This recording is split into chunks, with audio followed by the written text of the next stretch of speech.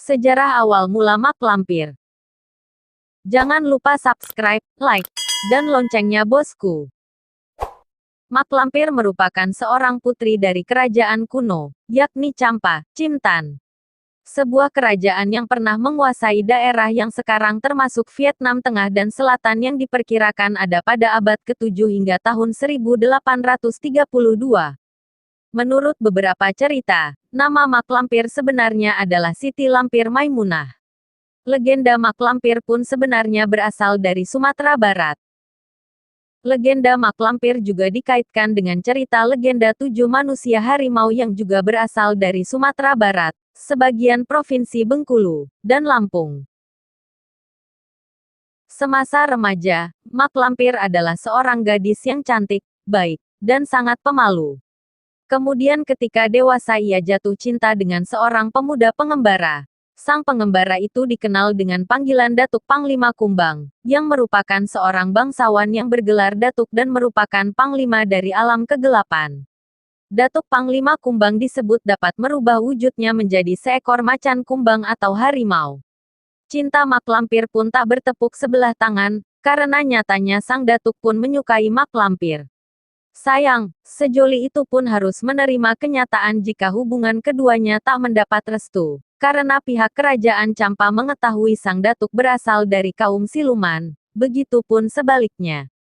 Sakit hati dengan kedua orang tuanya, Mak Lampir kemudian memutuskan untuk melarikan diri dan menyepi di kaki Gunung Merapi.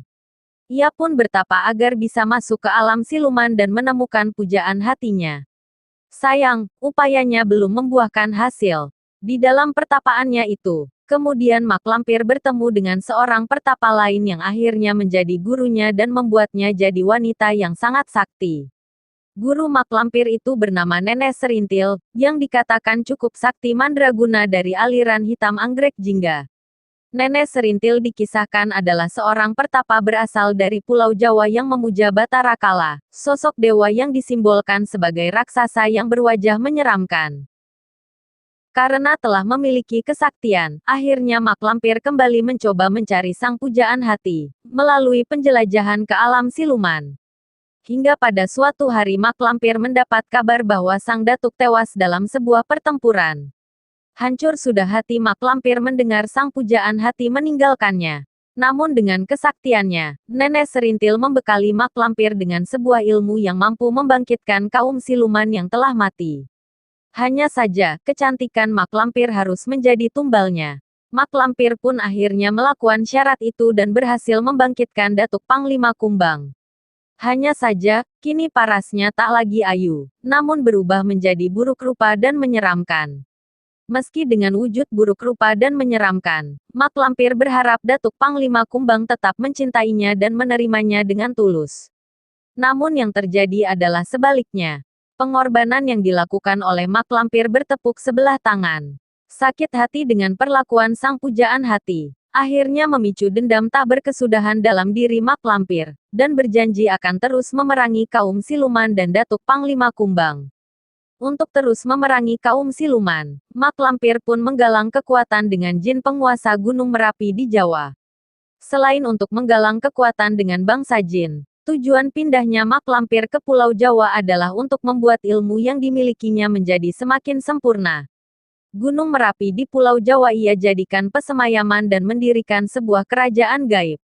Mitosnya, karena hal tersebut Mak Lampir bisa hidup hingga ratusan tahun dan tak bisa mati akan mengganggu umat manusia, terutama pasangan sejoli. Kerajaan jin itulah yang diyakini oleh masyarakat sekitar yang membuat Gunung Merapi menjadi sangat angker dan menyeramkan.